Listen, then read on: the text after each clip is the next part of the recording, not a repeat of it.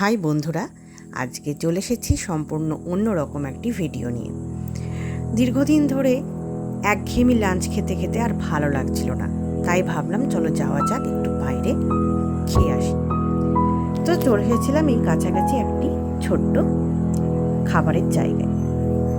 তো এখানে এসে দেখো বাইরের অ্যাম্বিয়েন্সটা খুব সুন্দর আর ওয়েদারটাও খুব ভালো ছিল, ওই জন্যই আরও যাওয়া।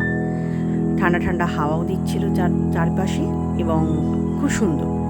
তো অর্ডার করেছিলাম ভেজ থালি। তো প্রথমে ভেজ থালি দিয়ে গেল।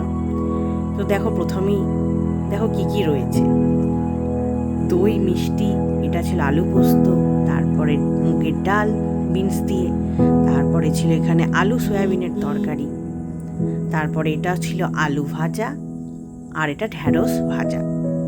তো 2 রকমের ভাজা দিয়েছিল, আর এটা ছিল আমড়ার চাটনি। আর সামনেই দেখছো থালাতে ভাত, একটু লেবু, পেঁয়াজ, লঙ্কা। ব্যাস, এরপর একটু পরেই চলে এসেছিল চিকেন বাটার মশলা, এটাও দারুণ খেতে ছিল। ব্যাস, আর অপেক্ষা না করে শুরু করে দিলাম খাওয়া দাওয়া। তো প্রথমেই ভাতটাকে নিয়ে এই বড় একটা চিকেনের ঠ্যাংটাকে নিয়ে নিলাম।